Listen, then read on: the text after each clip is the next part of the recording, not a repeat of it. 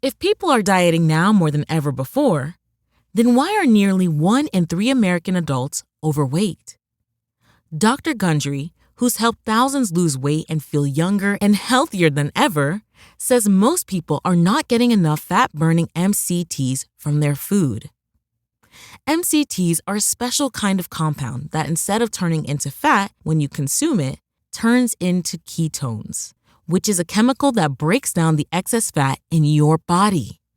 So, by getting more MCTs in your diet, you essentially flip a switch that puts your body in caloric bypass mode, which can flush out excess fat and calories. And he's created an easy way for you to activate caloric bypass right at home. It's called MCT Wellness. This powerful blend of fat-flushing MCT powders and antioxidant-rich polyphenols is designed to help you unlock your body's fat-burning, energy-producing potential. What's even better is that it's a delicious drink. I love how incredible it tastes. All you do is add a scoop to water, enjoy, and watch as you start feeling slimmer and more energized. So, if you want to experience a quick, easy, and effective way to melt pounds fast, go to GundryMD.com/energy and order right now to get up to 53% off your regular price order with a 90-day money-back guarantee. Again, that's GUNDRYMD.com/energy. This episode is brought to you by Indie Insights. Indie Insights is our bi-weekly newsletter and love note to the film industry, movies, and the creatives that make them, not to mention you, our esteemed listeners. Inside, you'll find curated industry trends, articles, exclusive commentary, and underappreciated films from filmmakers like yourselves worldwide. And the best part is that it's completely free. So sign up today at www.bonsai.film/subscribe. It takes just a few seconds. And once you sign up, you'll get our next newsletter on Friday morning. It's that simple. Go to www.bonsai.film/subscribe to get Indie Insights, our bi-weekly newsletter, and join a network of film creatives just like yourself. That's www.bonsai.film/subscribe to get Indie Insights for free.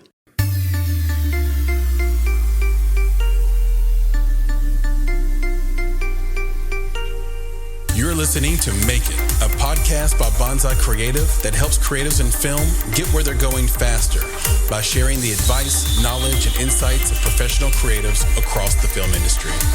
I'm your host, Chris Barkley, and with me today is my good friend and Make It podcast co-host, Nicholas Buggs.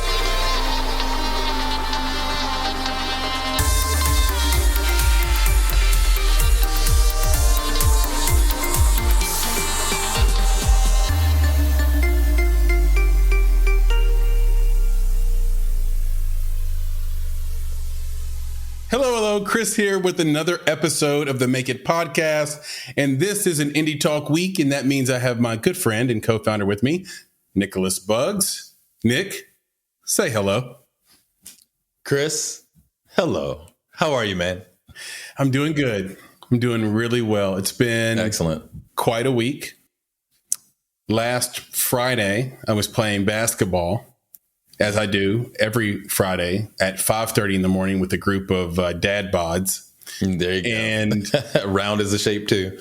Yeah, and I'm going hard as I do. And I just take a wrong step, buckle my knee. My knee goes inward, goes the wrong direction. Like some of those aliens you see in movies where the leg kind of bends inward, and that's kind of what they're doing. Like I think that I may have, well, at the moment, I thought that I actually blew my ACL, right? Like I thought like that's what happened. And everyone on the court thought I was faking to get a foul call. Yeah, been there, done that. They were like, oh.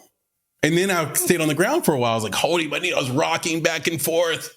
And And they're like, are you really hurt? And then I was like, yeah. Just give me a second. I got up. I played the rest of the game. And I was telling my teammates, I said, hey man, I don't want to let this guy know I'm like blood in the water right now. The guy I'm guarding. Right, you're guarding. Yep. I cannot turn right. I cannot move to my right at all right now. They're like, okay. I was like, so you have my back. When he goes right, you pick him up. Right. So or left. Sorry, my. Yeah. And so, sure enough, that happens enough times. I'm running up and down the court. My ACL could be blown. I'm running up and down the court. We win the game. So I'm like, all I care about is winning, right? And I'm like, I'm one of those guys. Yeah, the blood's running down the side of your leg, and you're just like, we did it. Yeah, things are happening, right? And so I normally stay in chit chat. I was like, hey guys, have a great weekend. Yeah, I believe it. I believe it. I grabbed my bag, headed out of there, got home. I had to hide it from the wife because she wants me to stop playing basketball because I get injured. Of course. Yeah, right. And like, it's too much risk. So I'm like hiding and like sneaking around on one foot, hiding my limp, like gritting my teeth and hiding my limp. Here's what I do.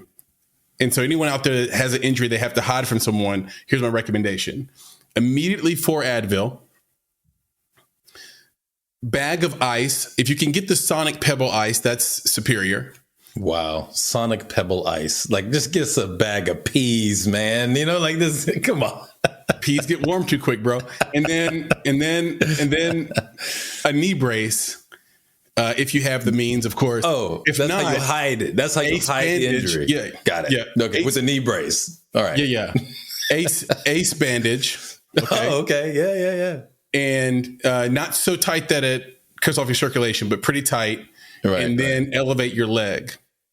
Okay. This is how you're hiding the injury. I'm right. I'm hiding. Okay, I put on long pants. Oh, there you go. Yeah. So I had on long pants. I was wearing long pants all day. No one knew anything. Listen, I live in a house where people don't notice when I get a haircut. Like, they're just used to me. I see. I'm not going to go as far as say they're over me or they don't love me. All those things could be true, but they definitely don't notice when I get a haircut or when something changes. And no one said anything to me the first day. And then by the end of the day, they asked me to do some things and I had to come clean. I was like, I really can't do that. So did you, when you sat down on the couch in the brace with the Sonic Pebble ice, and you were relaxing, did you put on Zoolander? I'm just wondering. I'm just thinking, a man can't turn. He's an ambi-turner, you know? Bro, it was wild because after the injury happened, I'm running on toughness and adrenaline. And then when I lay down, I was so fast to get the medicine and compress it that I didn't feel it. And remember, I'm tired because it's 5:30 in the morning, and now it's 7 or something, 7:30. So I'm still sleepy. So I just go to sleep for a little bit. So real quick. So I'm just trying to get the crux of this real quick. So what you're trying to tell us is that you are here today having this conversation with me, despite having gone through such a tumultuous time. Yes. Not only the injury, but having to hide it from your own family. Chris, cheers to you, man. Yeah. You know what I'm saying? Right? For you to have gone through such a time and still be here with us. I'm sorry. That's beautiful. I love it. You asked me what the next day? What did you ask me? Do you remember what you texted me? No, I don't. What? Well, I can't. You text me, how's your knee? No, yeah. And what did I tell you? I don't remember what you said. He's looking at his text right now. I told you, favored by God. Yeah, that's right. Yeah. Because Friday night, my leg hurt so bad, I couldn't fall asleep. And the only time I can remember a similar misery was on an 8-hour red eye back from Hawaii to Atlanta. And I was beside these two people in economy who were basically making love the entire trip. So I couldn't lean on them to go to sleep, and I couldn't lean the other way. Wow. So I couldn't fall asleep because the chairs were erect, and so was he. And then I was like, where's that going? I know where that's going. And then there's a couple over here where like there's a baby mama and a baby daddy and the mama of the baby mama. And they're fighting about the care of the baby. 8 hours. So I'm walking around, I'm standing up, I'm like trying to meditate, I'm trying to do all these things. And I thought I was going to die. I think that flight took hours off my life. Anyway, I could not sleep. So I thought I've got to go to the doctor immediately.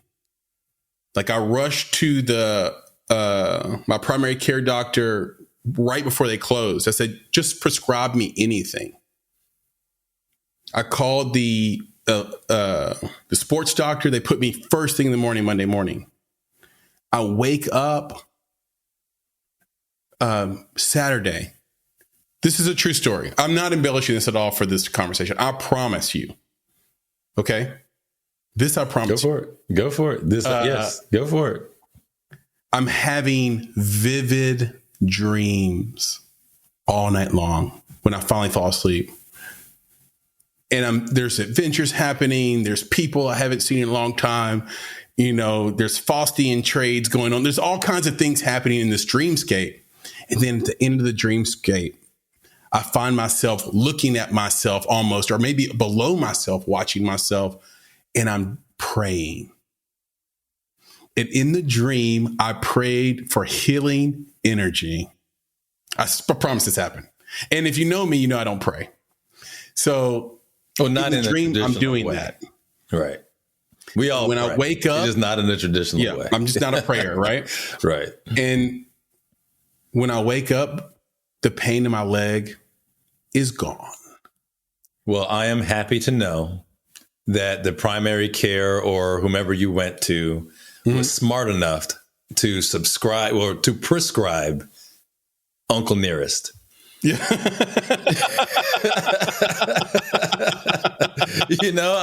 I'm happy that they were smart enough to just, take it back. You put a little bit, as my dad says, between cheek and gum. And cheek and gum. That is what Jesse would say. Exactly. But just a little bit between cheek and gum. It'll heal what ails you, So well done. Well, look, it made me get through the weekend. I canceled my appointment for Monday. I didn't think it was necessary. So fast forward to today, I do still have a little knee pain. It's swollen. I'm hoping I have a grade 1 MCL sprain. That's my hope. It could be worse than that. But I just didn't want any bad sort of like mojo going into some travel and going into the spring. So like I said, I survived. I'm glad to be here with you. And I'm glad to be here with this audience because we have a lot to talk about today. We, first and foremost, have a guest with us. The one and only Ali Alsaleh, if I pronounced that correctly. And what's going on? And we're going to talk about several things. First of all, that terrible Ariana DeBose, is that how you pronounce her name, a rap at the BAFTAs. That's terrible. Something else happened this week that, it may not be necessarily film related, but it is of like interest to me and you, which is sort of the Scott Adams debacle that happened this week. Yep. And then, of course, we want to hear from Ali on a number of things, including our latest culture check items. Anyway, let's go back to the beginning. Ali, do you want to give this audience a bio, a quick rundown of your accolades, sir? All right. Well, thanks, guys, for having me. I'm very excited to be on. Ali Alsaleh, writer, actor, architect, graphic designer, picked up furniture recently, working in a kitchen every now and then.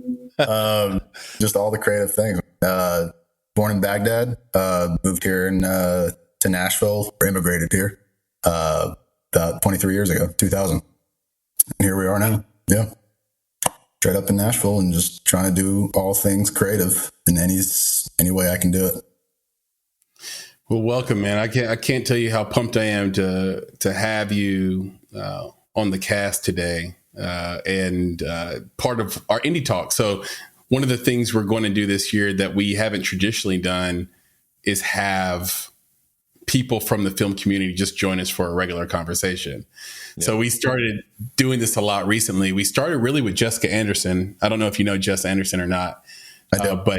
But she's awesome. And then at the end of the year, we had a bunch of old podcast guests on and just had a blast. We said, we want to do more of that. Like that was a lot of fun. So I mentioned to Nick that I got to have coffee with you and probably talked your ear off. No, it was a good comment. Wait. Did you say probably? Oh, come on, bro. Like that's a good fair share of talking between us, but the mic was passed around a little bit. Yeah, okay, very good, very good. Yeah, I mean we had a good conversation, and I just thought, man, this is a cool dude, super smart, super cultured, like lots of like lots of intellect to bring to a conversation, at the same time, levity. And not everybody can pull that off. So kudos. Appreciate it, man. Yeah, no, I felt the same way. It was such a wide scope of topics we hit, which is, I mean, nice for a morning coffee. Yeah, absolutely. So Nick, you brought this up to me, and maybe you want to like walk us into this a little bit, but like, because I hadn't seen it. Right. I had the link to the live stream. I was still pissy about not being able to go to the Producers Guild Breakfast and Awards because of a scheduling conflict. So I didn't want to watch anything live stream that was inside industry. I'm like, no, I was supposed to be at the PGA Awards and the breakfast. I was supposed to see my man Darren Aronofsky talk and cry at this breakfast. Imagine crying after you have a sausage biscuit. And then and I didn't get to do it, and I'm sick about it. And so I didn't watch it, but you did watch it. What should I know? What should I know about this BAFTA rap? Yeah, man, it was. Bring us into this. It was interesting to say the least, right? And I think it's funny because it first showed up kind of like, she's getting a lot of flack, right? Ariana DeBose getting a lot of flack for her BAFTA rap, and at first I was thinking this is 100% culture check discussion, right? Like this is going to fall into that because the way people had positioned it was they're knocking her for this rap because, you've got a bunch of white people in the audience and it's the BAFTAs and they don't want rap, right? They're uncomfortable with rap. And that was the thing, is like they're trashing her because she's rapping and they are too uppity for the rap. And I was like, that's messed up. Right. And they're really good about how they show the camera angles. Right. They're kind of showing people kind of like, they got that face like, oh, what's this?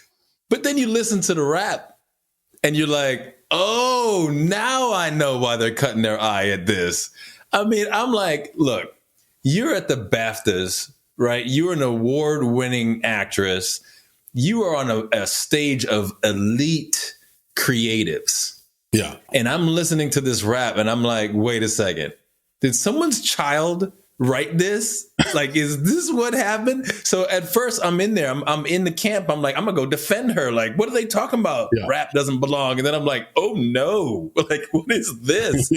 and then you start to see what people were trolling her about is basically the low level quality of, or at least perceived quality of the rap. And now you've heard it. And I've heard it. Ali, have you heard it? I haven't missed all of this. What was the comment? Why was she rapping? Because she was rapping about women, basically women in art, women in film, and just how great they are and the wonderful things that they're doing. And she was calling out different actresses, for the roles that they've played and just her utmost respect for them as creatives. So it was an ode to these women, which was great. And I will tell you that the BAFTA folks, everybody there, all the actresses who, she called out were very thankful, very grateful, but I will say that I'm sure they're not going to say it out loud, but I'm sure it's kind of like when I hate to do this, when your 5-year-old daughter makes you that bead necklace at school, right? And they bring it home and you're like, this is the most wonderful thing. It's the best. I feel like that's the reaction that they had to her afterwards. Like, don't knock her creativity. Right. She's trying, and that's what it was. So she got trolled because, to be honest, like 100%, it was bad. Like it was a low quality rap. Do you want to hear this, Ali? I would love to hear this. Live reaction, bro. Live reaction. What's your favorite lyric? No, what's your favorite move?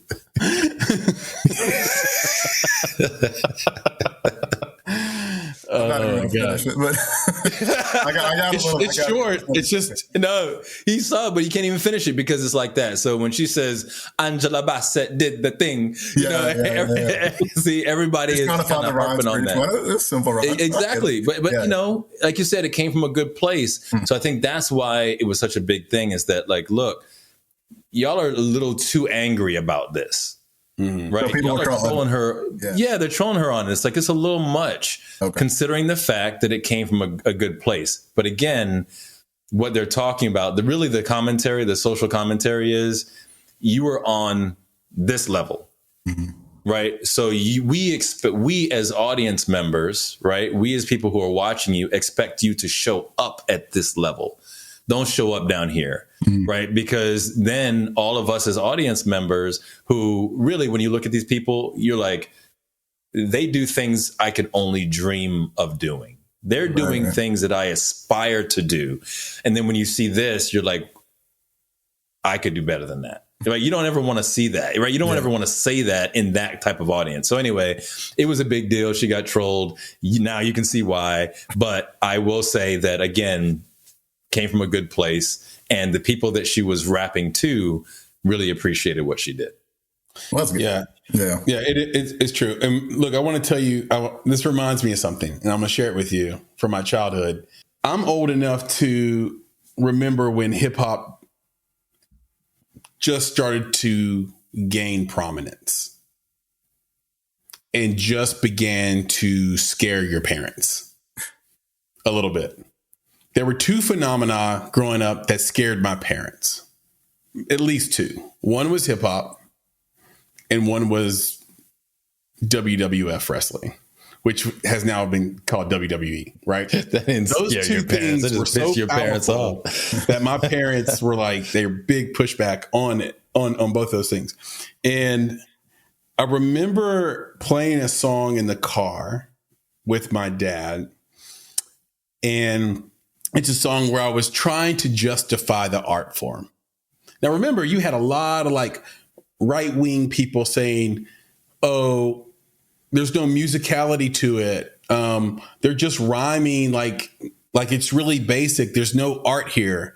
And it's really empty, which reminds me of my friend's stepmom saying Whitney Houston just screams. Why does everybody like her so much? Of course, she was from Mississippi. And it turns out she doesn't just scream.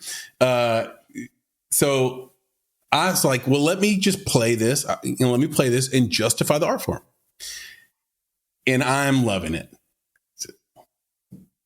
We're rocking. It's banging. That's how you rock, and bro. Just get it.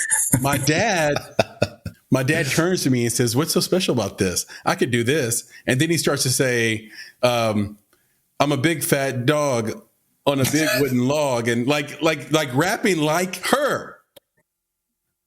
Like, no, that's not what rap is. Right. Your idea of what rap is like what happens on Sesame Street, but to a beat. But when you really love the genre, there's a lot of layers to it. And I think that when I watched the video, everything you said is true, Nick. But when I watched the video, I think that's what's missing.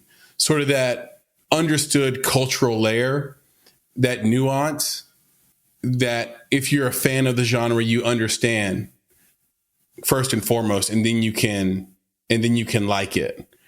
Reminds me of when we were explaining the song Runaway to our boy Jason, and he never knew that Kanye was rapping about himself being the asshole. And he's like, who's Kanye West to call anybody an asshole and too busy for asshole? He's the asshole. He's the asshole. I'm like, yeah, he is the asshole. He's saying that. Let me give you. Oh, go ahead. Go ahead. Ali. I think that people just don't listen to the context of things and don't understand how to listen to the music.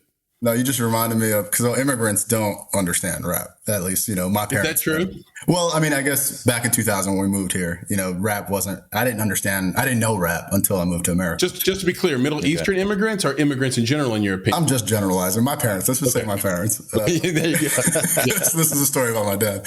Because, we moved here, and, at the time, there's Eminem, there's 50 Cent, like early 2000s. And I remember I was so intoxicated by rap, moving up here, because I just had never heard something like that. And then I remember, and my dad just hated it, it was on the radio. I remember Walk It Out was hot, remember Eastside Walk It Out. And I remember having like a sit down with my dad to explain the lyrics to him and saying, like, he's saying Eastside Walk It Out. He's saying Westside Walk It Out. He's bringing people together here in this song. And my dad is like, what the hell are you talking about? And it was just trying to rap to him. To this day, he doesn't know. No, but listen, you said it's immigrants, and it might just be when you're past it, you're past it. Like I was asking somebody the other day, who was I speaking to? It's a friend of mine, and she was. I was asking her, like, at what point do women start to buy polyester pants and get an afro? Like at some point it happens. They just start wearing pastel pants that are polyester. Their hair stops going down their back and it starts to go up. And this is women in general. They're just like women.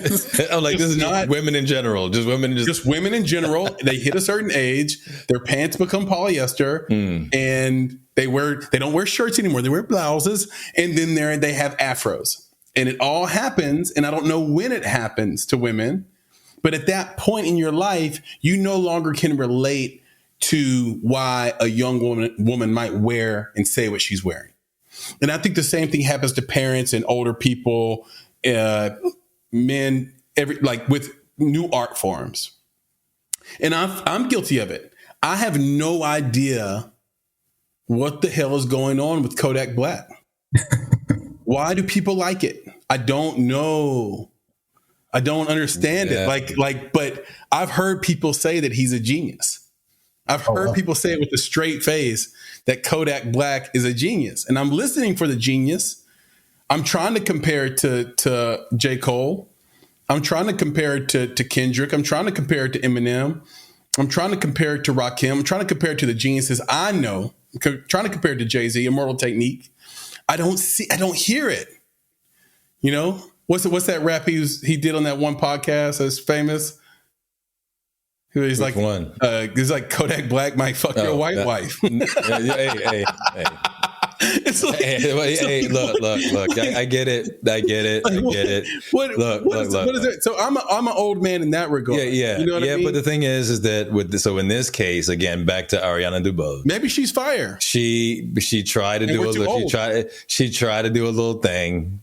You know what I'm saying? She did the thing. She did the thing, and we move on. And maybe you're a hater, and maybe she's fired. No. And now she has been invited, I believe, to present at the Oscars. Oh, really? And you think she's going to redeem? We shall see. Yeah, she might. I don't know. You know what I'm saying? Like, because she has an opportunity to talk to the haters.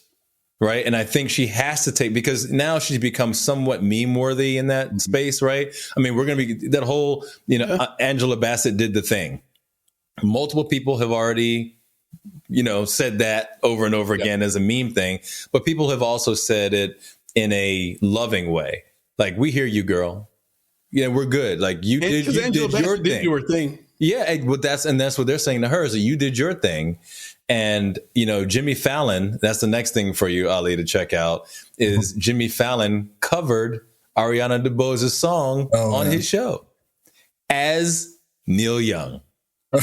Oh, yeah. So that okay. was great. I'm in on that right away. You're in on that. So, but that was great. So anyway. And then half our audience doesn't even know who Neil Young is. Exactly. But to put a pin in that, I think, look out for her. on the Oscars, and I think she will have a response back to the folks who are hating on her. So I look forward to seeing that. And again, the people she was rapping to really appreciated what she did. Her heart was in a good place, and the haters really need to shut up and stop being so angry about this. Talking about yourself, bro. It was all in love, bro. Talking about yourself, bro.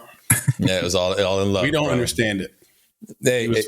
Listen, to your point, Ali, there was a song, My Posse's on Broadway, back in the day. It's like maybe it was I can't remember, it's like a Run DMC song or whatever. I was singing it in the grocery store. My dad heard it, turned around, smacked the shit out of me. He thought I said pussy. Yeah, right, on Broadway. I was like, what? He's like, don't you ever say that. That's right. He got real sanctimonious. It's a group of friends. Don't you right. ever say that. Right. And I was like, all right, Chris. You're right. And I risked an extra slap just to say, you probably say it again. Isn't a posse like a group of rebels or like rebel rousers? Anyway, speaking of Oscars, they are coming up the 12th. I know this is a little bit off schedule, but I do kind of want to know from you, Ali, like what were the best movies you saw? Who do you think is going to win best movie of the year? And because you're an actor, who do you think is going to win for best performance of the year? Yeah, man. I think it's just Everything Everywhere All at Once has been top on everyone's list. And I really, what about your list? My list too. Yeah. It's on top. Okay. Man, I got to find this bracket though, because I'm trying to remember all these movies. You gamble? I think Chris is going for. Oh, are you gambling? For Tar. No, but do you gamble? Do you have a bracket where you actually gamble like the I winners used to put and on losers? a party every year, and then and then have throw some money on it. That's what we do. Yeah, that's what we do every year. Yeah. We have. I don't know why we're cannibalizing each other. We got to team up. Do it. Let's make some money. Yeah, let's team up and do this together, and then have a good time. I don't know how it's going to go over with the ladies at WIFT, but we'll see. I think Elise dropped the noms in the chat. Oh, that's okay. Yeah, chat up. But for me, like Nick said, I got Tar for the win. Oh yeah, and I got Cate Blanchett for the win. I think Kate definitely is the number one there. Now they still separate the men and the women, which is fine. Male performance of the year, Nicholas. I haven't seen The Whale, but I keep hearing that. Well, I saw The Whale. It's a bummer. Well, I heard the movie was a bummer, but the movie's good. Yeah, the movie's good, not great. Oh. And that hurts me saying it because that's my guy Darren Aronofsky. Mm-hmm. But it's close to great. So I'll start there. Has a classic Aronofsky ending where the ending's really big. And Brendan Fraser's incredible. Mm-hmm. And it made me, it affected me the whole day after I watched it, because my mother, who died in 2007, was an obese lady who had similar behaviors. And watching him do that to himself was rough. I'll be real. It was a rough watch for me. It's one of those movies, like you never go and say, hey, I'm having a party. I'm having a watch party for Passion of the Christ. You guys want to come over? Mm-hmm. Like, you just need that movie one time. There are certain movies you just need one time. You don't like, and The Whale is a movie I would recommend, but you just need it once. You don't need to watch it again and again. So I'm with you. If Brandon won, it'd be a great story. That'd be the media story. You know what I mean? Because he was kind of blackballed and shunned a little bit. But I really like, and Nick, I know what you're going to say, but give me Colin Farrell, man. I know you're going to say that. Banshees of Inisherin. Give me some Colin Farrell. Yeah, it's Ali, have you seen that movie? Man, no, I feel like I just missed out on all of them there. No. That's the thing. You don't have to worry about it, because I'm in a similar boat. Like, I don't see all of these Oscar nominated films. Like, I'm still the guy who's like, I'm going to see a couple of them because, one, I want to talk to Chris about some of them. But the other side of it is like, I want to watch a movie I want to watch. Right. I'm just not going to click on anything just because. Right. And I think that's how the majority of the viewing public is. Right. But this is one that I actually had some friends watch, Banshees. Right. And they were like, hey, Nick, you're in film. We want you to watch this because we don't understand what this movie is about. And we need you to explain it to us. So I watched it and I get it. I understand what it's about. It's more on the nose than people think it is. But at the same time, it's similar to what Chris is saying about The Whale. Would I recommend that you watch this? No, I'm not recommending it to anybody. I'm not. I'm just not. Were the performances really good? Yes, they were. But I'm not going to tell you about it. Like, I'm not going to go and say, go watch Banshee. Why would I tell you to watch that? So anyway, it's one of those where it's, he could get it. But did Colin Farrell do his thing? He was great. Everybody was great in it. Everybody. They were for the roles that they were playing. But I think that when if you kind of like juxtapose that against Tar, like, was his performance as phenomenal as what we saw? No one did better than Cate Blanchett this year, man. So that's what I'm saying. But so that's what I mean. You're kind of putting it up against like who was at that level. And again, they did well. The movie was so but was I though. Yeah, but was I trying to do comedy by Colin Farrell? Yeah, was I affected by Colin Farrell's performance? I can't say I was affected by it. I think he did well. I'm not going to say the whole, and it was beautifully shot. The story was really interesting, from it was convoluted and weird. And like you said, they try to do comedy. You have to be Irish.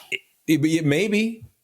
Because especially Irish to really appreciate, especially if you're going to listen to people say "fack" 1,000 times, you're like, what? Exactly. Yeah, right. Yeah, we all agree. Right, Austin Butler. So here's what I'll give you with that. So because I was going to take you to a different place, both of you. There's the people I think will win, and then there's the people I think deserve to win, and then there's the people that deserve to win and I think will win. So with Tar and with Cate Blanchett, that's somebody who deserves to win and I think will win. Right. With Banshees and Colin Farrell, that's somebody who I think will win, but other people might be as deserving, like an Austin Butler from Elvis. Now, I'm with you, Nick, by the way. I'm in your camp of, I don't just watch stuff I don't want to watch. Papa Bear has been producer Papa Bear has been trying to get me to watch this movie named Lazy Susan forever, and I just keep putting it off. He tells me it's funny. I know it's going to be funny. I'm going to watch it eventually, but I'm like, I'm not making time for Lazy Susan. So, but I will.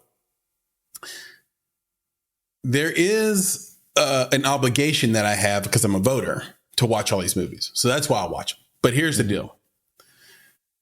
There is a movie that is highly polarizing named Babylon. And I think his name is Diego, producer Elise. Tell me who is the lead in Babylon that's not Brad Pitt. It's Diego. He's not even nominated, right? Something. That's my point. Right, exactly. He might be the best actor of the year to me. He's unbelievable in this movie. Yeah. Yeah, Diego Calva. Thank you, Elise. Diego Calva. Go watch Babylon. Support this young actor, man. Like, he doesn't have a name. He carried this entire movie literally from the first frame to the last. And you have a bunch of prude people and actually people on the other side of the spectrum that just don't like the orgy scenes. Well, I'm here for a good orgy scene. And I have no problem with it whatsoever. And it doesn't preclude my ability to, if that's the right wording, to enjoy the movie. Yeah, especially in the context of the film. Story. Like, I don't care about this moral thing. Like, did you tell a great story? Yes, you did. Like, that movie is excellent. So yeah, Austin Butler's in there in that group, Ali, deserve to win for sure. Diego Calva's in that group of deserve to win for sure. But it feels like Colin Farrell's going to win, or Brendan Fraser. Brendan Fraser. Yeah, I think it's gonna be Brendan. Yeah. So for me, I think Brendan Fraser, from a character performance perspective, like the thing that's going to make you feel something, I think it's him. Mm-hmm. Right, like you said, you were even off put by it. You know, it's like, oh my god, it makes me for the whole day, bro. Exactly. Whereas Colin Farrell, you know, I'm like, it just, again, it was good, but the film did that to me, and it was Brendan too. From an actor's perspective, Ali, how long would it take to put on that much prosthetics? Like, how long do you have to sit in the chair every day? Yeah. Man, it took me 2 hours just to do a little scar on the side of my chest. What movie was that for? This was for the Miss Marvel series. The Miss Marvel series, yep. Yeah, it was just a scar this big on my chest. Took 2 hours. So I think for that, you know, because he had the fat suit, right, and everything. Yep. Fat ankles, fat the feet. head and the bald and everything. I mean, that's got to be like a 6-7 hour sit. I mean, he's probably got like coloring on his ankle, so it looked real. Where you know how the blood starts to congeal or whatever, or soak. What's the right word, Nick? It's definitely not congeal. It's not soak. It's not soak. No, I think it was just the swelling and potentially you're talking about like pitting. Probably pitting. Yeah. So I thought the makeup job was incredible. But you know what? The one cool thing about the movie that you can learn, by the way, if you're an indie filmmaker, do go watch The Whale. I will tell you this. Okay. Watch The Whale if you're an indie filmmaker.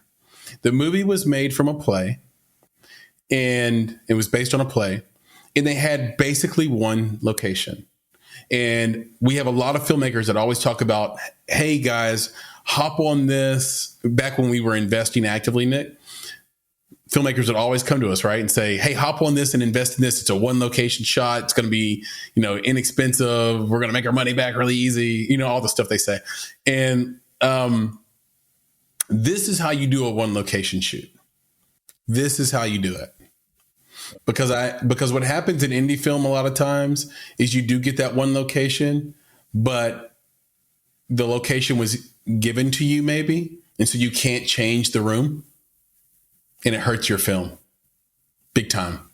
Or you pay for the space, but you don't know how to change the room, and you don't do enough to it to make us, you know, suspend our disbelief. And if you watch The Well, that they did it. I mean, that house looks like the house that looks like that man's house. And it's really well done. And it's a character study for if you're an actor, and it's a set decoration, design, and filmmaking study if you're a filmmaker, director, producer in indie film, period. Yeah, I mean, anything Aronofsky does is really just like it's a masterclass. You're just sitting there learning every aspect of film through his eyes, which is, and they're all kind of one watch type of movies, really. Like you gotta give it one. Just like I couldn't watch Mother. I'm a bit of a masochist because I will say that I have watched Requiem for a Dream more than once, and I don't know many people who can do that. That's just a downward spiral all the way. I want to say I probably watched Black Swan twice, and I think I watched The Wrestler twice. But the film that he did that is underrated is called The Fountain. Has anyone seen The Fountain? One of the big early ones with what's his name? Hugh Jackman. Hugh Jackman. Yeah. So he's basically following the love of his life through time. And they sort of they've got like the tree of life or whatever. And the final scene of that is so big. It is unbelievable. It is so big. It's a lot. There's light and sound. Yeah, I was like, honestly, the movie didn't hit like your other movies did, but I'm here for that. I am so glad I spent this hour and a half, 2 hours in this theater just so I could see that shot. I lost my breath watching that shot in the theater with the sound and everything. And, you know, you watch it on your computer, you're going to be like, Chris, what the hell are you talking about? But watch it in the theater. It's and this not is meant again to be watched that. I'm on my soapbox with the theaters. Exactly, Nick. I'm on my soapbox a little bit, but yeah, go watch that kind of stuff in the theater. Man, it'll get you. And you can't match that feeling any other way. You know? So it'd be like watching this like latest Avatar, like on your iPhone or something. Y'all see that? Yeah. I'll watch that. Yeah. That was dope. That was mesmerizing, man. I love that. It was expansive. The way told Nick Ali was that it was like you could see the money in every shot. Yeah. You could see how expensive the movie was in every shot. Yeah, for me with that film though, it's like one of the few, because it's so long, that it lets the story breathe. You know, like you get to live with these people. Right. Like you get to kind of see a little bit more before the major action that you're waiting for, right, happens. You get to see them live. And you don't get to see that in a lot of movies. So when you're sitting there watching, how long was it? Like 3 hours? Yeah. You don't feel like you're in there for 3 hours, man. You know, man, I was just crying at the end of it, man. I was like, hitting hard. It hit very hard, bro. It's my son. Dude, exactly. Dude, listen. Not only did that part hit hard, I'm going to tell you this. I got these little goosebumps every time I heard these two words. My Jake! She never calls him Jake, bro. It's my Jake, and it's just like, no, that's mine. Like there's just something about it. It's so powerful. Every time she said it, I was like, she has this level of protectiveness, right? Like she's just Mama Bear in every shape and form, and it was just awesome. Stuff. Yeah, it was good stuff, man. Very Henry Reardon of you. Ali, can you break down like your recent filmography for the audience here, for the listeners, the viewers? Yeah, I can't reel it off myself. I should have been prepared, but I'm not. No, you're good, man. Let him do it. I got you. I mean, the biggest thing recently within the last year was the Miss Marvel series. So that was a huge one for me as far as just I mean, 6 months of shooting, recurrent role. Went to Thailand for a couple months of those. So that's the biggest one. Everything after that is really just some co-star roles here and there from, Memphis and Nashville, and Young Rock was, I think, the last one. Nice. But yeah, most of my work really has been just the stuff I do on my own, the short films and with Typecast. Yeah, with Typecast and just with other collaborators. Do you want to give a shout out to your two partners with Typecast? I'd love to, man. Typecast with Randa Newman and Dejanay Cole. It's just the three of us started this little production company that could just promoting, storytellers by minorities, for minorities, and underrepresented voices. And we've just been hitting hard with just the production side for mainly short films right now, and then the resource and education side with just writing and producing and going outreach to like schools and things like that. 3 or 4 years now. That's awesome. Who's the best actor between you, Randa, and Dejanay? I mean, who's in the MCU is all I gotta say.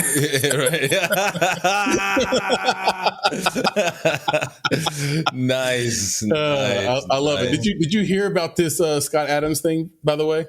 Oh man, I did not. No, I didn't hear it. So let me just, for those who don't know, let me cue it up. So Scott Adams is the creator of the comic strip Dilbert.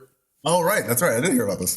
Yeah. And Dilbert's a famous cartoon. It's great. It's been around for a while. And it's arguably the most successful comic in history, like in terms of just comic strip. Distribution all over the country, thousands and thousands of papers publish his comic strip. But, he's recently, and maybe it hasn't been so recent, but when I say recently, over the last 5 years that I've been, aware of him and listening to him on podcasts and reading his tweets and things like that, he's been very opinionated. And this week he had, was it a Rasmussen poll? Rasmussen. You almost want to say Rasmussen. That's a different guy. Rasmussen. Yeah. What's the poll? What did I say? Did I say Rasputin? Yeah, it was close to Rasputin, but yeah, the Rasmussen poll. Y'all know I can't talk. So the Rasmussen, say it again? Rasmussen poll. Rasmussen poll, yeah. He got the results of this poll, and then he went on this rant. Now, everybody's calling it a racist rant, and I'm not going to call it that. Right. Because this is a guy who was just trying to speak rationally based on results from this poll, but he didn't do his diligence. And so what I tweeted out about it this week was Scott Adams, who's a really smart guy, could have chose a million different ways to make his point, but instead he continues to throw Molotov cocktails through his own windows. Mm-hmm. Right? He found the most inflammatory and most, I would say, easiest way to be misunderstood language possible to make his point that if half of Black Americans, and now this is the data he didn't do his due diligence on, basically what he extrapolated from the study and the research is that half of Black Americans don't think it's okay to be white. Is that about right, Nick? Yeah. So yeah, I think it's right. Yeah, that was the part that was just, for me, I'm a data guy, right? I'm a statistics guy, right? So when I hear some foolishness like this, it's like, wait a second, what poll did half of Black America take? I didn't take the poll. I guess I was in the other half. You know what I'm saying? So he's like, half of Black people, and I'm like, what? Don't think it's okay to be white. And he's like, I'm just quoting the poll. Just quoting the poll. Yeah, it was like 56%. It was a little over too. Yeah. I'm just quoting the poll. Like I said, I'm a data person. I'm a facts person. So I go look at this poll, and the poll polled 1,000 American adults. Okay. 1,000 American adults. So I'm sitting here like, well, this guy must have some more data than I know about, because I just see the 1,000, Americans. So obviously he has the breakdown, right, that I don't have access to because I don't pay Rasmussen, right? So he has the breakdown of how many folks were African American that were in this pool, right? So I'm just like, okay, so let's say that half of the people they polled were African American. So that's 500. So now you just still have a body of only 500 people. And you're going to tell me that these 500 people can speak for all of Black people? Are you serious? And then wait. The question was, do you agree or disagree with the statement, it's okay to be white? That was what the poll was. Okay. And there was a second question in the poll that he didn't talk about, which was, can Black people be racist? We won't talk about that. Put that to the side. So the first one is, it's okay to be white. So apparently, and I'm going to get my numbers slightly off, right? I don't have it in front of me. I think, Elise might have to bring it up if she can find it. But basically the idea is that 27% of Black respondents responded by saying that they disagree with the statement. Okay. And then you had another 22% of Black respondents agree, I believe it was. No, the 22 said, I don't know. Okay. So you got 27 disagree with the statement, it's okay to be white. 22% say, I don't know. And then you have the rest of the people agree and say it's okay. Okay. So now if you add up your 27 and your 22, you get 49.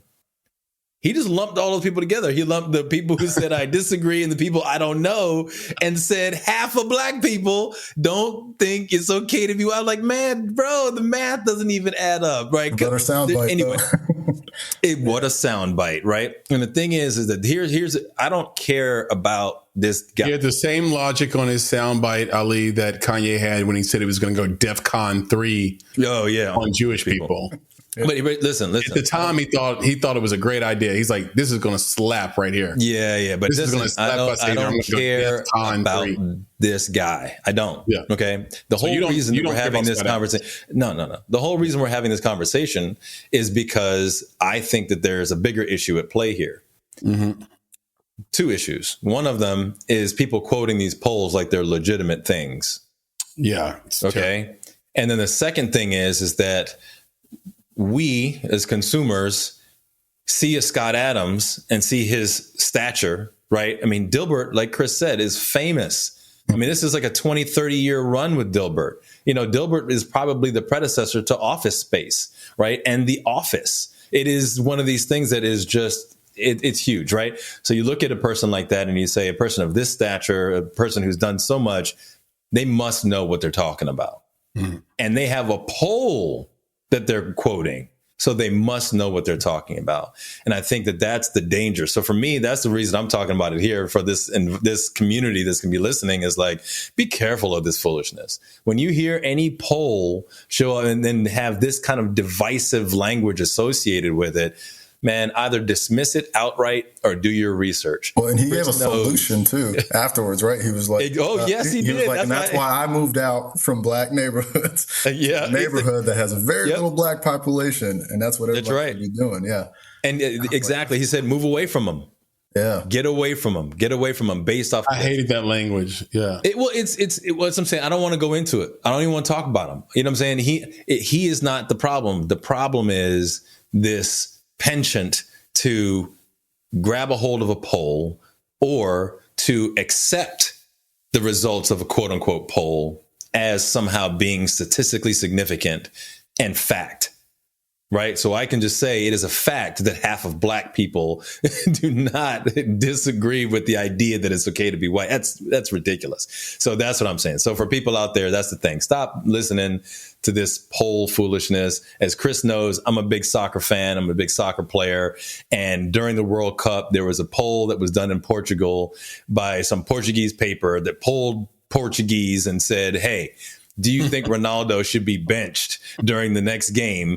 And the majority of the people who responded to the poll said, yes, bench him. And what did they do? They benched Ronaldo during the next game. Right. Yeah. And what happened to Portugal after that game? They won that game, but what happened to them in the next one? They got beat, and they didn't put Ronaldo in. Ronaldo had all the chances at the end of the game. Just what are we doing with this? But why? And here's the thing. Who in this world has the most Instagram followers of anyone else in this world? It is Cristiano Ronaldo. So you're going to tell me that all these Portuguese people said bench our hero, bench our superhero, bench our mini god? Come on, man. Forget that poll. You know what I'm saying? Like, that's nonsense. So anyway, that's my thing. It's just beware of these polls. Don't get sucked into them, and forget Scott Adams. There's a book that talks about this, guys. And if I can remember the name of it, I'll put it in the show notes or ask Elise to do it. But it talks about, it's not called Bad Science. I can't remember the name of it, but it's this great book that breaks down how easy it is to be fooled by studies like this, surveys like this, or just like pop culture science news where it says blah, blah, blah % of Americans this, or you have a more likely chance of getting this. Someone shared one with me the other day. It was like, one of these sugar substitutes increases your chance for stroke. That's a really dangerous article because to a lay person, they say, well, I'm not going to chew any gum anymore that has that in it because it's likely to give me a stroke. When that's not really what the study says at all. And was the study peer reviewed? Was it double blind? Was it, you see what I mean? And so a lot of these things are like literally funded, and you get these like sort of middling results, or you get a headline that can come out of a result that's used to get clicks, but that's not what the study or this says at all.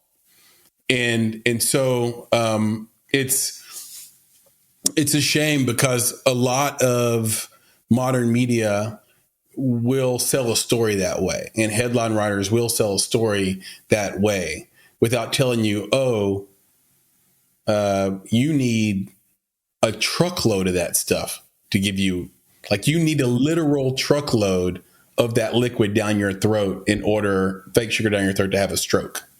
It gets like that. Yeah, that's what they just stay away from it. Like I said, just do your diligence. That. Yeah, or just like I said, or dismiss most of them outright. That's what I say. Just especially if it shows up on someone's YouTube and the Twitterverse. It's like, and if you're Scott Adams, like maybe there's a bigger agenda at play. You know, like I don't know how this is possible, because if you followed him like I have for a while, you know he's a little. He is inflammatory, but maybe he's just smart with comics and he's not smart with life, you know, but if he is smart with life, then he has to have some sort of reason for like who's gassing him? Who's his advisor? It's like, who's helping him? Look, that's what I'm telling you. Forget this guy. Like we move on from this topic because I got something I want to ask Ali real quick. Okay, we'll ask him and then we'll get Papa Bear on the mic for some trivia. Yeah, for some trivia. So you got this thing called typecast. Yeah. Right. And you got these folks together that are of, BIPOC, right? Black, Indigenous people of color, right? You have different voices. Different, yeah, there you go. You got these different folks coming together. And this thing that I've been thinking about with, Angela Bassett did her thing. I'm thinking about folks like her and like, Viola Davis and all these other folks. If you go, because they have like the NAACP Image Awards, right? And they're going to win everything over there, right? And I wonder, and I was having this conversation actually with my in-laws, and I was like, I don't think people think about this, but I believe that it's true that you have a subconscious awareness, I guess you could say, that movies like Black Panther, Woman King, those are Black movies. Okay? But what is Banshees of Inisherin? It's not a white movie, but it's got all white people in it. Right? So why aren't these Black women, Black men, whatever, who are doing these Black movies getting the accolades in these other areas, Oscars, BAFTAs, what have you? And I told him, I was like, it's because they're making Black movies. And the Oscars and the BAFTAs are not interested in Black movies. They're interested in movies. Right. But Black Panther is part of the MCU. It's not a Black movie. You know what I'm saying? Like that's but when I'm talking about typecasting, and you think about that, I think about that, the nature of that. Like, is it okay enough to live in the typecast lane of ethnicity, of ethnic work? And then is it okay to be satisfied? Like, should Angela Bassett and Viola Davis, should they be satisfied with their NAACP Image Award? Or should they be upset that they're not on the other stages of the BAFTAs and the Oscars getting their flowers there? Like, what are your thoughts on that? Yeah, man, that's interesting because, it's like, it's funny. The high mark is, I guess, the white movie that is colorless, and we don't call it that. But we had this exact same conversation when we started Typecast, because Typecast wasn't the production company first. It was our TV show that we wrote and produced and shot the series. And we had this conversation where we don't want to make it a Black show or an Asian show or an Arab show, because that will keep it in its lane, and that's all it's going to be seen as. That's right. And so we tried to find the irony in calling it Typecast, but make it about three different cultures, but also represent them not as token cultures of their own thing. So it wouldn't be, oh, this is Ali as an Arab, and he's only, talking to Arabs and for this audience. And that, when you compare it to something like Black Panther or the Woman King, and I guess it has to do with just the majority of casting, which is weird to think about and be like, oh, because it's above 50% Black actors, now it's a Black movie. And think about typecast, right? So now where do typecast live? Like, if you think about it in that mindset, you're trying not to make it that. Yeah. But doesn't it become that because it is above 50% color? Right. Yeah. Our way around it was to say, and this is how we would pitch it, is that it was about white people problems. And so it was about, if, having heartbreak is a white people problem. It doesn't have to be a Black problem or whatever. Rooted in that story, it could be about anybody to have heartbreak or lose their job or whatever it is. And I think we got away with it because we chose three different lanes. And so you couldn't really split the difference between them. But man, because it's making me think of like Crazy Rich. But it makes it a BIPOC thing, like you said, Crazy Rich. It is. It makes it a BIPOC thing, right? Yeah. So it's not just a thing. It's not just a movie. It's like Papa Bear. Yeah, it's like Papa Bear asking, was Coda a white film? And it's like, and that's the thing. No, was Tar a white film? No. Was The Whale a white film? No. These are just films. What I'm saying is that I think that there's an unfair stigma that's attached when the majority of the cast is black or Asian, right? Well, even Crazy Rich Asians was even seen by as an Asian film. Go for it, man. Can I still man this?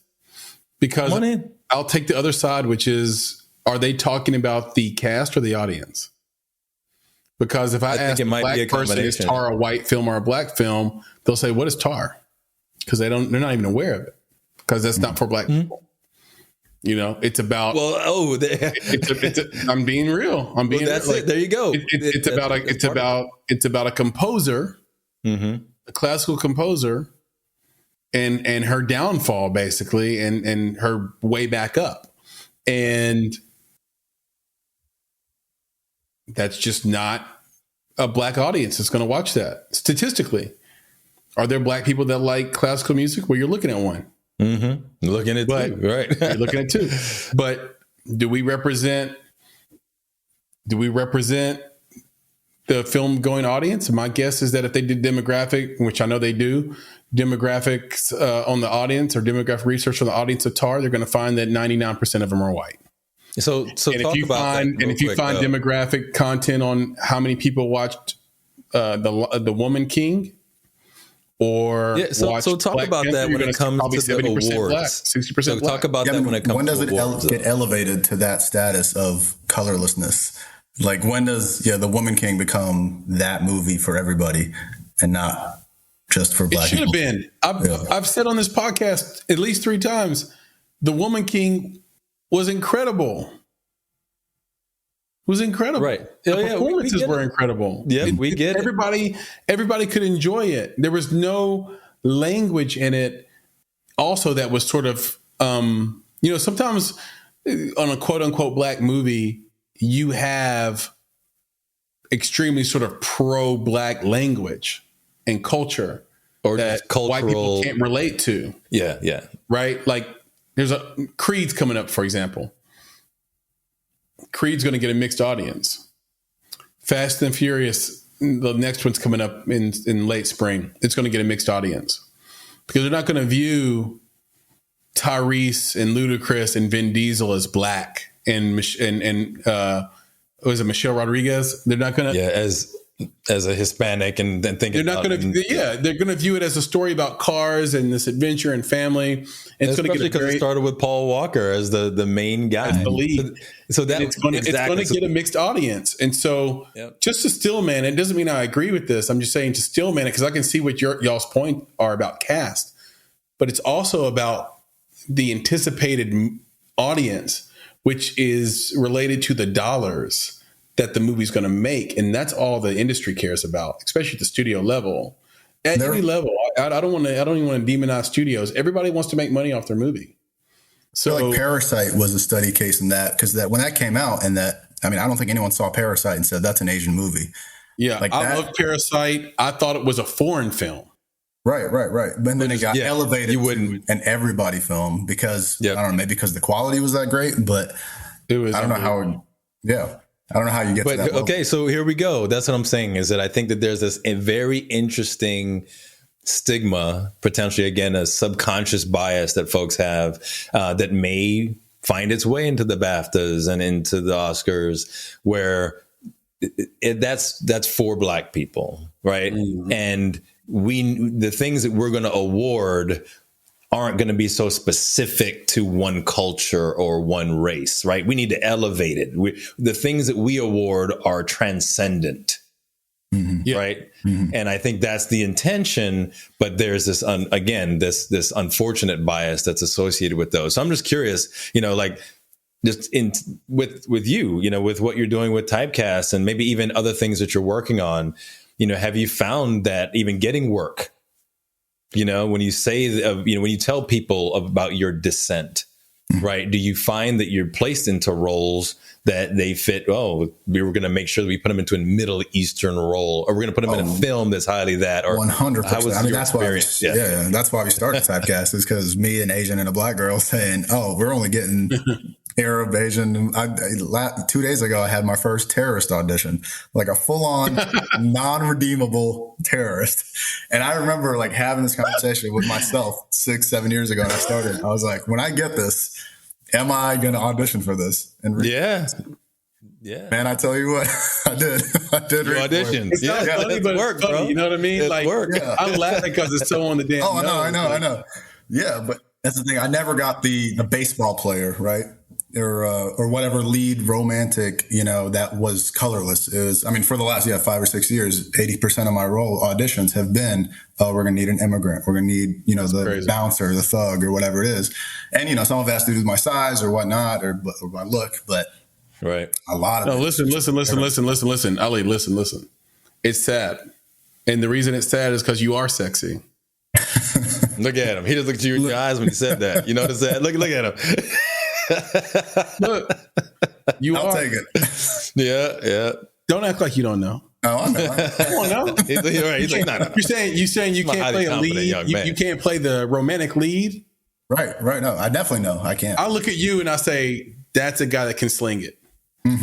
I've been slinging. I'll tell you that. That's right. It's like he can sling it, and he can wear a baseball cap while he does it. You know what I'm saying? Like, let him be a baseball player. You got the big curly, But it all starts with the writing. wavy hair, Yeah. perfect symmetry. Your nose sits in the middle of your eyes. You hear me? Somebody's He's talking them over up. here. Yeah, Preaching the talking choir. Over here. yeah, talking them up. They can't be the romantic lead. No. Not in America.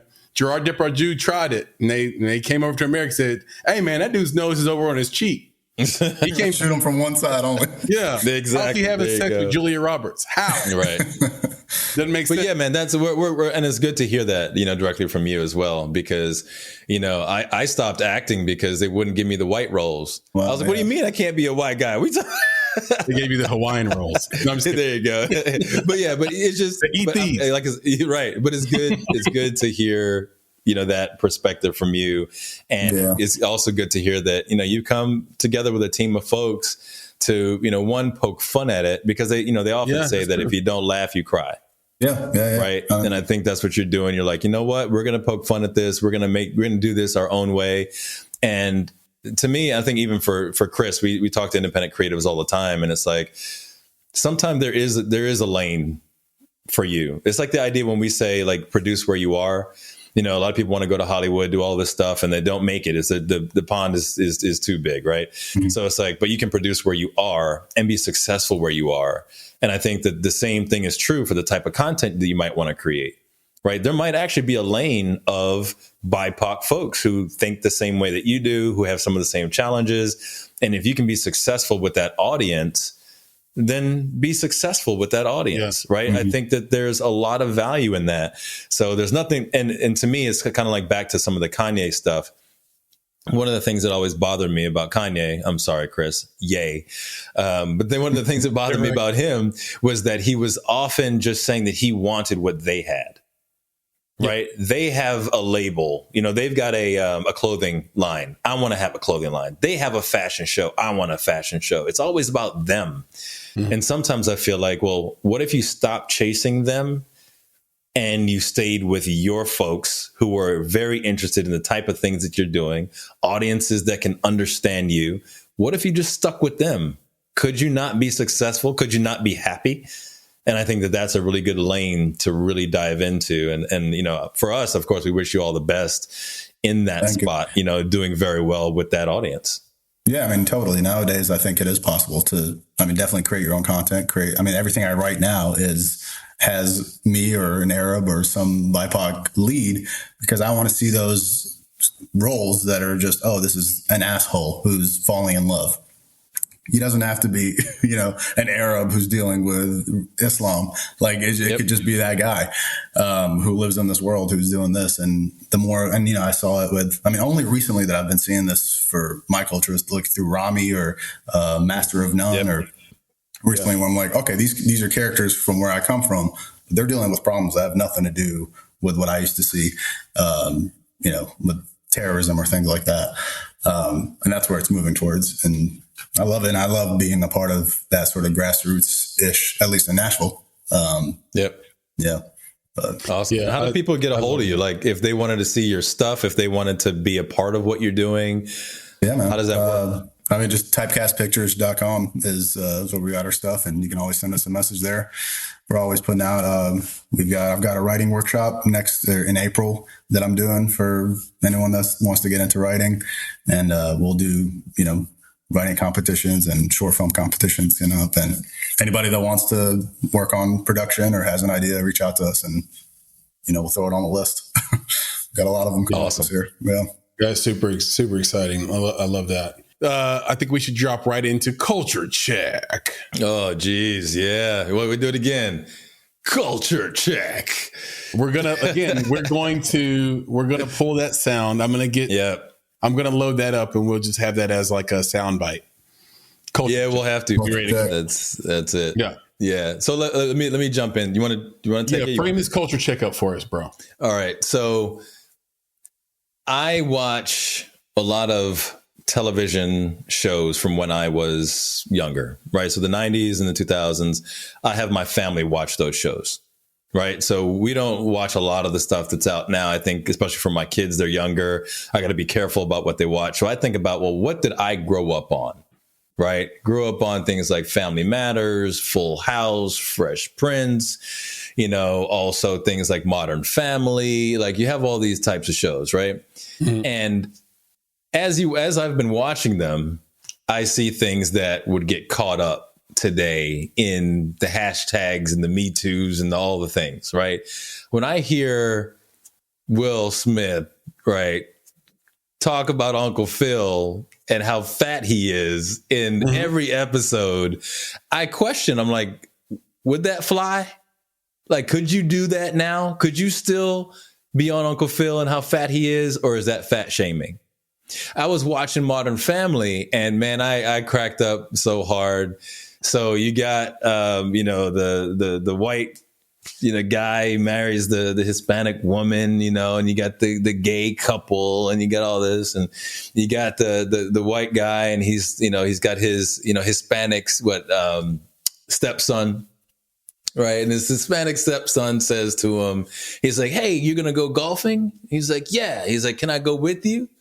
And he goes, "Yeah, I was probably going to have a young Latino kid carry my clubs anyways. You might as well come."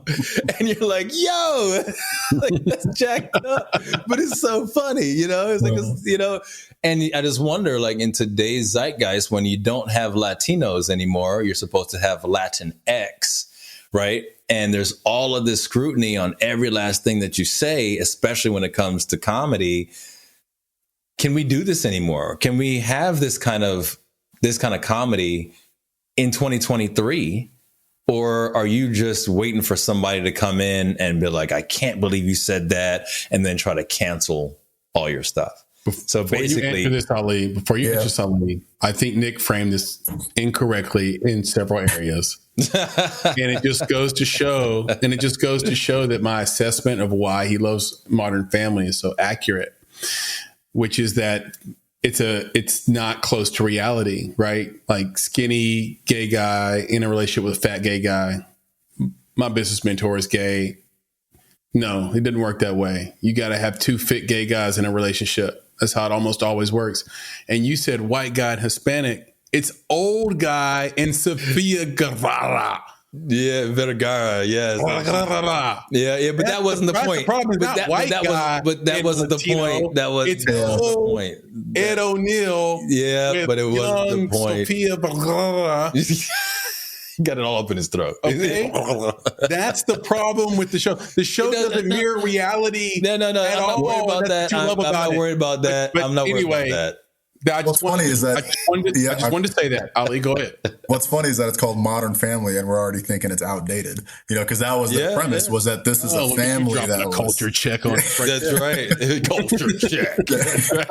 I think what you were talking about, it reminded me is. I think if anything, it's going to be in the comedy world where we have these jokes or whatever, these premises. But I always think of like the show like Atlanta, where it's that to me is where the direction of humor goes, because they've got a lot of racial jokes and it's spot on and it's hilarious. And I think it's touched on in a clever way. And that to me is where I would see those sorts of topics approach.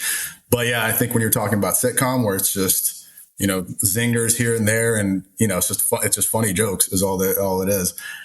And I think that's what, the conversations with like Seth Rogen or people who built their entire empires on these types of movies that can, like sort of hanging fruit type of jokes, they're the ones that are like, all right, can we make these movies anymore? Or are people too sensitive?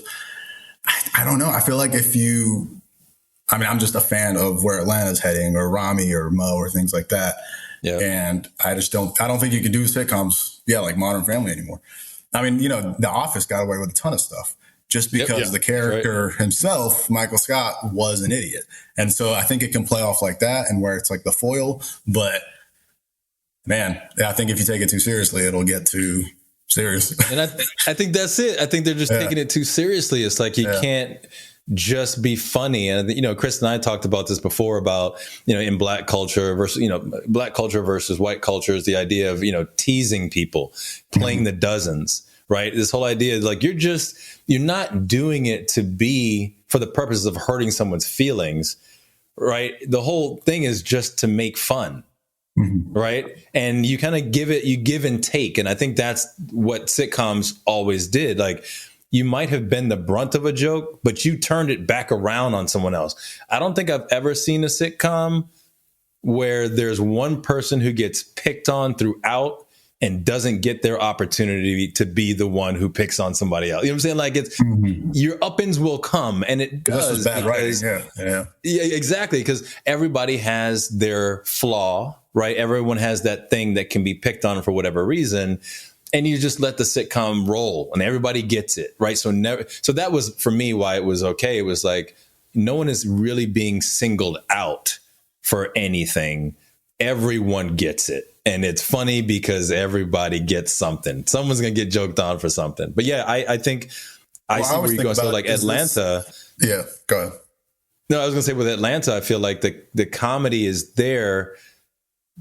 One, to be funny, but also to your point, it's almost like a social commentary versus just, like you said, kind of low hanging fruit. You got me kind of thing. But there's a more social commentary. So we're seeing if you want to tell those types of jokes, then you have to do it in a socially conscious kind of way, which is really interesting. Yeah, I mean, now I'm thinking of like Family Guy. I feel like Family Guy is still doing those jokes to this day. And I mean, they're not getting canceled. No one's talking about cancel or South Park. Yeah, South Park and even The Simpsons. But those are all animated. Right. Is there something different, right? That they get a pass? Is that? I think that's a great point, Nick. Is that it's who tells the joke now, right? Like to Ollie's point, like Seth Rogen might be feeling it because like he might be a person who people aren't willing to allow to tell that joke anymore. Right. But if you're animated, like what they did with Harry and Meghan was hilarious. South Park, that was great. And they understand the power of using a cartoon to make their point. Yep. Politically, socially, whatever. I think Family Guy has done the same thing for a really long time. Atlanta can continue to do it in this zeitgeist as well. And to me, it's who's telling the joke and was the joke funny? Those are the two elements. So when a joke is insensitive but also not funny, it's bound to offend. But if you can just say like flat out, that was funny, sorry, I know they're wrong. The response you get is, oh, they're wrong for that. They're wrong for that. Right. Because it's offensive, but it's so funny that we're going to let you get away with that offense because at least you put some good writing and craft around your joke, right? Man. Like, so that's the thing. Growing up, I post 9/11, I got a ton of like terrorist jokes, bomb jokes, and things like that. And I realized, people are stupid. Right. But like, I realized from early on, I was like, all right, I got to find the comedy in this instead of turning around and, fight back or whatever it is. Mm-hmm. So I got to a point where I was like, all right, if you're going to be racist, at least be funny. At least make me laugh. Let me hear a joke that I haven't heard before. And then it'll be quote unquote okay. Because, I just didn't take it that serious. But this makes me think of, at least devil's advocate wise, because you were saying, with Black culture, you like teasing. Same with Arab culture. Like, if you're going to tease and take it and sell it, then it sort of makes everything okay. We all know that it's not serious. Is this sort of an overcorrectness from like white majority to where, I can see an Arab joke on screen, and if it's funny, I'm gonna laugh. Like, it'll never get to me to a point where I'm like, oh man, you can't be making those jokes no more. Like, and I don't know if it's the same for you guys, and I'm sure there's obviously a line somewhere, but is it sort of the voice of, woke people at this point to where, and specifically white woke people, to where it's like, oh, we're trying to, fight for the minorities by sort of feeling bad about this joke? Is that anyway a thing? It might be. I think that it's weird because you probably can't pinpoint the one thing. So I would agree that it could be white woke, but it could be also woke, period. Right. So, for example, forget the black jokes, right? Forget the ethnic jokes or jokes about ethnicity. And let's talk about weight. Okay. So I don't think that there's a disproportionate number of white woke folks who are saying you can't make fat jokes, but you have people in the zeitgeist right now, like Lizzo, right? Lizzo is doing her thing. You got that. So, and she's a star, and she is a speaker box for people who need to be happy and to feel safe and to be proud about who they are at whatever point in time that they exist, right? If you are big boned now and then later on you lose some weight and you're that, whatever you are, you should be proud of it. And you should not allow anyone under any circumstance to say or do anything that undermines your beauty, your uniqueness, and your place in the world. So that's where the jokes come in, right? Is that people feel hurt because they feel as though those jokes are attacks on their beauty, on their uniqueness, on their special, how the special they are in the world. And I think that's what's happening. It's like, there's almost, and this isn't everybody, right? This is not one of those polls where I can say 50% of Americans feel this way, right? I think that was happening. Like in the 90s was terrible for it. I think you had 50% of the jokes that were funny and appropriate if they were fat jokes, and another 50% were just straight up attacks. Just like I look back to the Super Bowl. D.L. Hughley, yeah. But I got some thoughts on D.L. But yeah, in general, because I think he profits off spreading hate and division these days. But when I met him in person, he was very nice, and that was years ago, though. But here's the deal: we grew up in a time where that was kind of okay, and it showed its face recently at the end of the Super Bowl when the Chiefs won the Super Bowl. Their coach is Andy Reid; he's a pretty big dude, and you had Terry Bradshaw, who's from another generation, said he's the guy that's hosting the post-game celebration and handing out the trophy and announcing the MVP. And he says to Andy Reid in his big moment, "Waddle over here."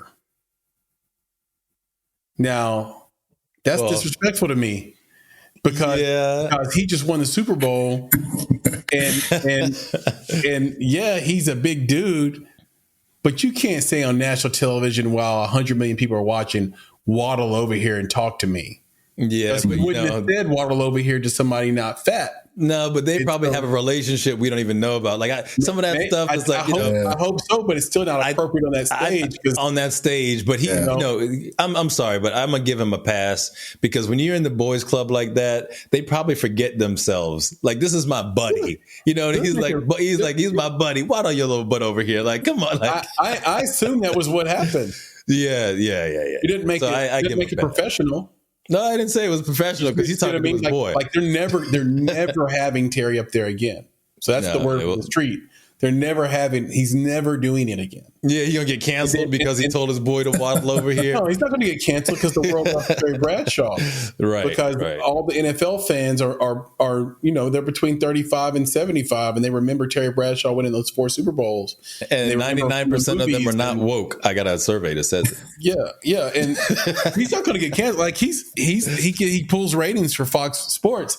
That's right. And it's like, okay, you told the man to waddle over here. And then when he won, you said, "Go have that cheeseburger." Damn. Go get Maybe yourself that's, a maybe that's an cheeseburger. inside joke, bro. And Maybe it he was probably like, is. everybody wants to go to Disney. Super Bowl gets an He just wants a international cheeseburger. audience. Yeah, The he Super just Bowl wants gets a an international cheeseburger. Yeah, I audience. mean, I think that's There's a kid in Germany that just doesn't understand. There's somebody watching in London that's like, why does he keep like pressing this man on the fat jokes at the end of a football game? It's not a movie.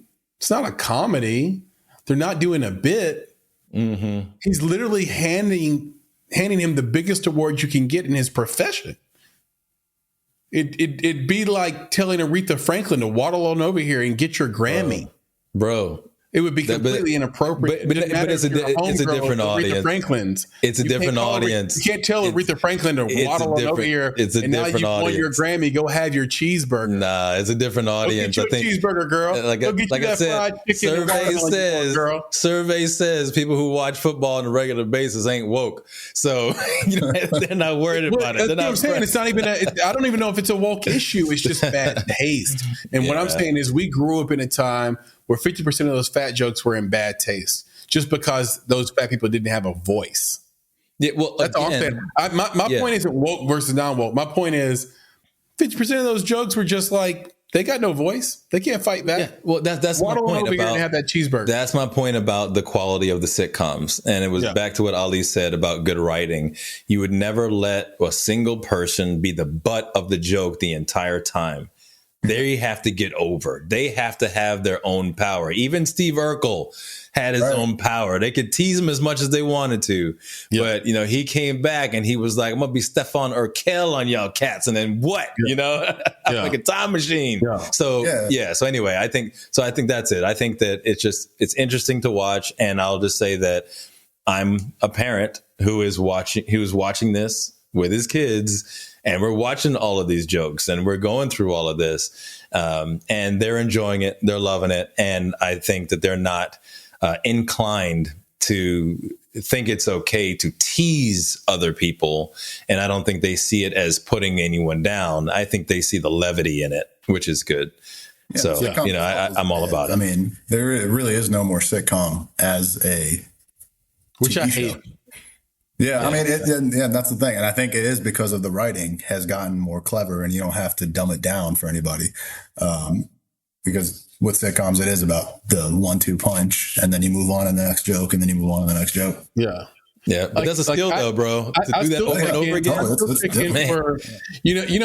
The show that does it for me now is probably Curb. Curb Your Enthusiasm is probably right up there with the 1 or 2 or 3 funniest shows you can watch today, where they don't care about anything that's going on in society. Like, we're going to tell these jokes. And I do like that element of it, because otherwise you're kind of forced to like go back and watch reruns of other shows. I'm down. Fresh Prince is still funny, man. That is timeless. All day. I'll sit down and watch Seinfeld all day long. And who do they make fun of all the time on Seinfeld? Newman. Why? No, Newman. Well, Newman was also annoying. He had no redeemable qualities. Remember when Kramer was addicted to Kenny Rogers Roasters chicken? And so Kramer bribed Newman to go down and get him some chicken because he didn't want Jerry to know that he had gotten back on the chicken because he was addicted to it. And Jerry happened to be in the Kenny Rogers Roasters, and he saw Newman and he said, "This isn't for you." How did he know that? Because there was broccoli in the order. All right. He said, "Newman, you wouldn't eat broccoli if it was dipped and fried in chocolate sauce." Hey, but check it. To me, that's fucking hilarious. But Newman got typecast too. Remember, old boy was in Jurassic Park. Yeah, he was in Jurassic Park being Newman too. So he's a character you love to hate. That's Newman. But look, if you catch up with Wayne Knight today, he's probably lost about 150 pounds. You wouldn't even recognize him. And it's because you didn't want to be Newman his whole life.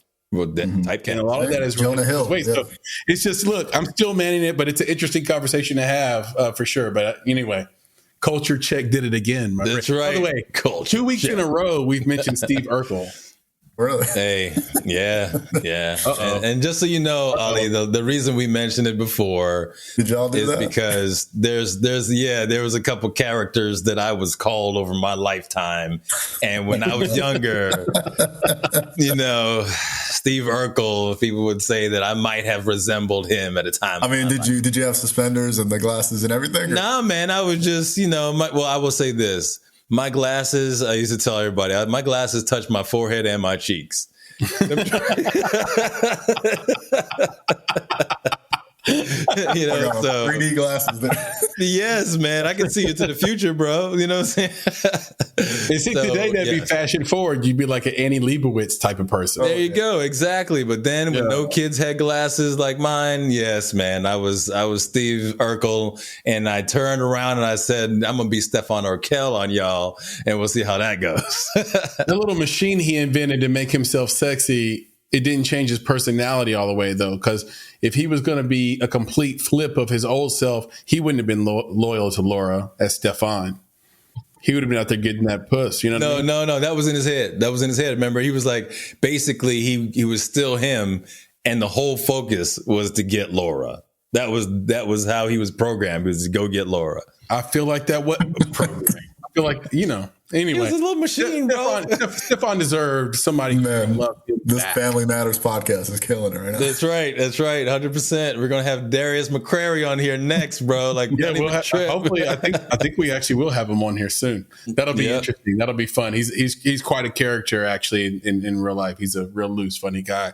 Anyway, gentlemen, I think we've done a damn thing. Ali, can you tell everybody again where to reach out to you, where to find Typecast, and what you're up to next? So typecastpictures.com is the website. That'll get you to all the links. Typecast Series TV, I think, is the Instagram. Or Typecast Pictures, one of those. But man, we're constantly working on projects on our own. But coming up next is going to be, I'm directing a short in April that I wrote about myself. And then Randa's got something she's been working on with her husband, Corby. You guys met Corby. Corby's been on the show for the podcast. Oh yeah. And Dejane's cooking something. Corby's the real deal too. He's super talented. Oh, I love that, man. He's a good guy. But yeah, that's the thing, man. We're still trying to pitch the show out. Been talking to studios and whatnot, and heading out to LA in a couple of weeks now to try to meet up some people. But there's always something cooking. So you can find us there on Instagram, on the website. Yeah, we'll definitely keep our ear to the ground for everything that you were doing, my man. And this was an absolute blast. For those listening that want to know more about Ali, he gave you the information. You want to know more about me and Nick, want to reach out to us, learn more about the Make It podcast or even Bonsai Creative. There's lots of cool ways to do that. Real simple feedback, contact@bonsai.film. So just drop us an email, or you can find us on social media at _Bonsai Creative. DM us, hit us up. We answer 100% of all feedback, even if it's just a heart on your comment on Instagram. Well, we go through that and scrub that and make sure that happens. Our website, how could I forget? www.bonsai.film. And if you go there, you can find everything we do, from the podcast to our branding and marketing services to our incredible bi-weekly newsletter that is just crushing it right now. I love doing it with the team, and I love the feedback we're getting from the readership as well. And so, I should say, if you want to just tell Nick, put him in his place, whatever, you can reach out to him directly at nick@bonsai.film. Or if you just want to tell him, hey, man, those kids shouldn't have been so mean to you, like I tell him every day, nick@bonsai.film. We love you, Nick. And you got to glow up, man. Me on Twitter at a flame in your heart, or you can just type in Chris Barkley and I will come right up on Twitter. Twitter's where the intellectuals and the thought leaders go, so join me there. And with that, Nick, can you leave us with the credo? Yes, I can. So yeah, for all of our filmmaking friends, family, and fans out there, we say, be better, be creative, be engaged. And thank you for listening. Nick, talk to you soon. Yes, sir. Ali, this was great, dude. Appreciate you guys. This was wonderful. Anytime. appreciate Let's you do it too, again. man. Anytime. Peace. You've been listening to the Make It podcast. To find more information about this week's topics, including links to relevant blog posts, projects, and indie creatives, please visit our website at www.bonsai.film. If you haven't already, you can subscribe to our podcast on YouTube, Spotify, or Apple Podcasts by searching for Make It Bonsai Creative, and the show will pop right up. You can follow us on Instagram, Twitter, and TikTok at _Bonsai Creative, and on Facebook and LinkedIn by searching for Make It Bonsai Creative. In addition, you can provide feedback to us via email at contact@bonsai.film. You now have the opportunity to support the production of this podcast. If you love Make It and are a true fan of what we're trying to accomplish in the indie film community, please visit www.bonsai.film/donate. Donations start at only $5 monthly. And of course, if you're looking to take a big step toward your film's financial success, go to www.bonsai.film and click on Services to explore a variety of branding and marketing packages and so much more. You have everything to gain. Until next time, be better, be creative, be engaged, and thank you for listening. At Baker's Pharmacy, care is what's most convenient for you. Care is being here when you need us. We're open evenings and weekends. Care is helping you save more. Most insurance plans and discount cards are accepted at your local Baker's Pharmacy. Care is saving you time by managing your prescriptions online. You can request refills, check order status, and more. Care is convenience that works for everyone. Baker's, a world of care is in store. Services and availability vary by location. Age and other restrictions may apply. For coverage, consult your health insurance company. Visit the pharmacy or our site for details. America. We are endowed by our Creator with certain unalienable rights: life, liberty, and the pursuit of happiness. At Grand Canyon University, we believe in equal opportunity, and the American dream starts with purpose. To serve others in ways that promote human flourishing and create a ripple effect of transformation for generations to come. Find your purpose at Grand Canyon University. Private, Christian, affordable. Visit gcu.edu.